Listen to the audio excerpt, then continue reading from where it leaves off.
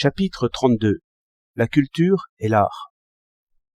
Dans le monde d'aujourd'hui, toute culture, toute littérature et tout art appartiennent à une classe déterminée et relèvent d'une ligne politique définie. Il n'existe pas, dans la réalité, d'art pour l'art, d'art au-dessus des classes, ni d'art qui se développe en dehors de la politique ou indépendamment d'elle. La littérature et l'art prolétarien font partie de l'ensemble de la cause révolutionnaire du prolétariat. Ils sont, comme disait Lénine, une petite roue et une petite vis du mécanisme général de la révolution. La culture révolutionnaire est pour les masses populaires une arme puissante de la révolution. Avant la révolution, elle la prépare idéologiquement. Pendant la révolution, elle constitue un secteur important, indispensable du front général de la révolution. Notre littérature et notre art servent au même titre la grande masse du peuple, au premier chef les ouvriers, les paysans et les soldats. Ils sont créés pour eux et utilisés par eux. Il faut que nos écrivains et nos artistes s'acquittent de cette tâche. Il faut qu'ils changent de position et passent graduellement du côté du prolétariat, du côté des ouvriers, des paysans et des soldats, en allant parmi eux, en se jetant au cœur de la lutte pratique, en étudiant le marxisme et la société.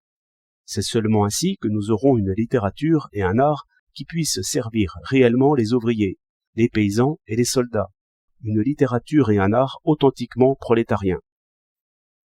Il faut faire en sorte que la littérature et l'art s'intègrent parfaitement dans le mécanisme général de la révolution, qu'ils deviennent une arme puissante pour unir et éduquer le peuple, pour frapper et anéantir l'ennemi, et qu'ils aident le peuple à lutter contre l'ennemi d'un même cœur et d'une même volonté. La critique littéraire et artistique comporte deux critères, l'un politique, l'autre artistique. En ces deux critères, politique et artistique, quel rapport présentent-ils entre eux? Il est impossible de mettre le signe égal entre la politique et l'art, de même qu'entre une conception générale du monde et les méthodes de la création et de la critique artistique. Nous nions l'existence non seulement d'un critère politique abstrait et immuable, mais aussi d'un critère artistique abstrait et immuable. Chaque classe, dans chaque société de classe, possède son critère propre, aussi bien politique qu'artistique. Néanmoins, n'importe quelle classe, dans n'importe quelle société de classe, met le critère politique à la première place et le critère artistique à la seconde.